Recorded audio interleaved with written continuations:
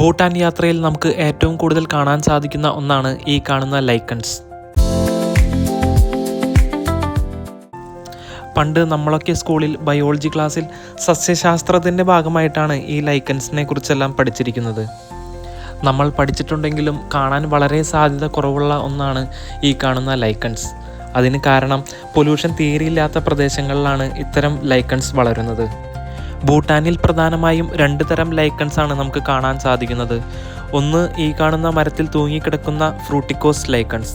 രണ്ടാമത്തെ വിഭാഗമാണ് ഈ കാണുന്ന മരത്തിൽ പറ്റിപ്പിടിച്ചിരിക്കുന്ന തരത്തിലുള്ള ഫോളിയോസ് ലൈക്കൺസ്.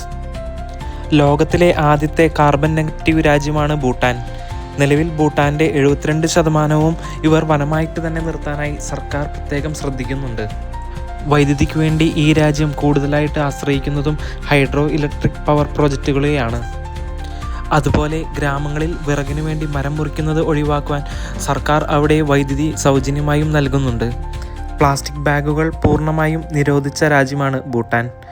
ഈ കാരണങ്ങൾ തന്നെയാണ് അവർക്ക് ഇന്നും പൊല്യൂഷൻ ഒന്നുമില്ലാതെ കാർബൺ നെഗറ്റീവ് രാജ്യമായി നിലനിൽക്കാൻ സാധിക്കുന്നത്.